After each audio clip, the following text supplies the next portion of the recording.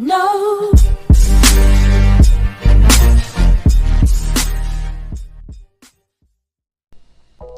Part 6. Weak Points and Strong.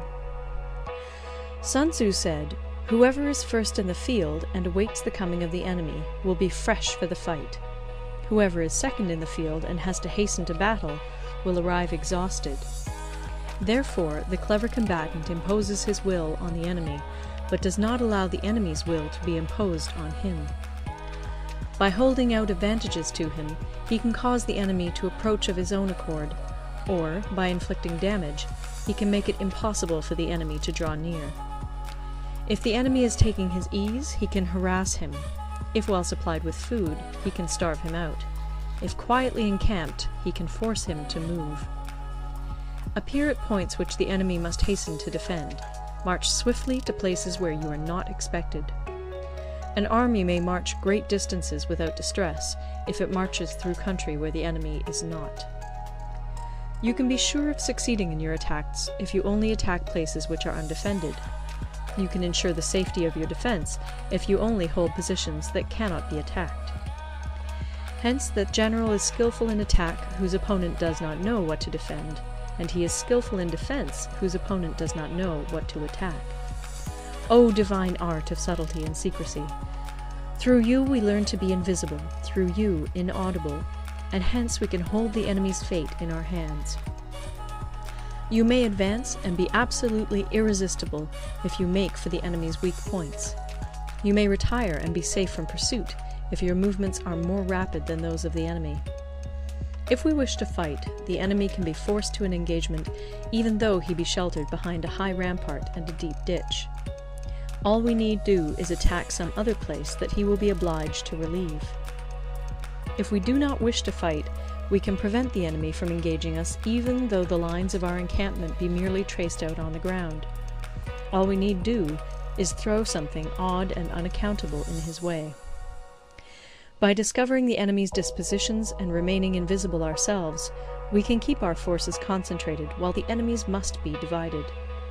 We can form a single united body while the enemy must split up into fractions. Hence, there will be a whole pitted against separate parts of a whole, which means that we shall be many to the enemy's few.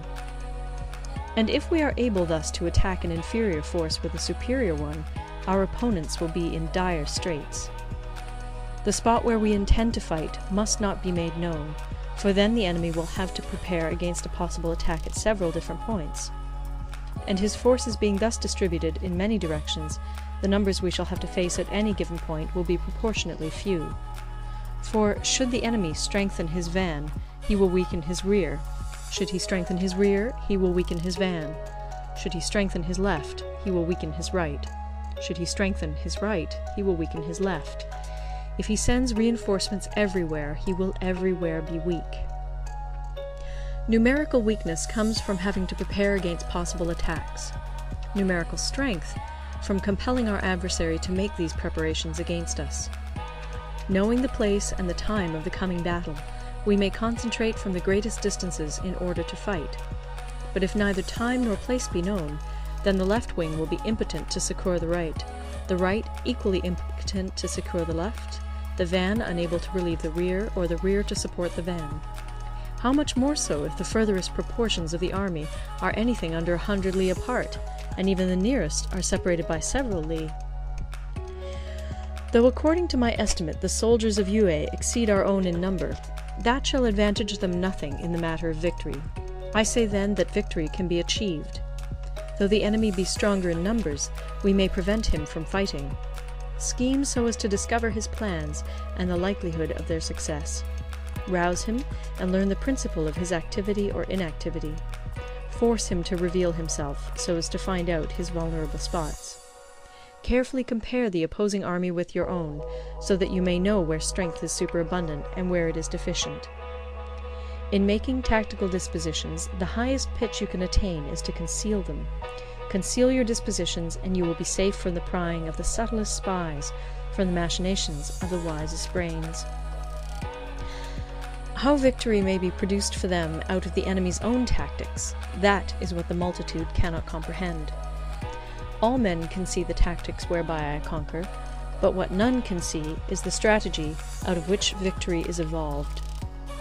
Do not repeat the tactics which have gained you one victory, but let your methods be regulated by the infinite variety of circumstances.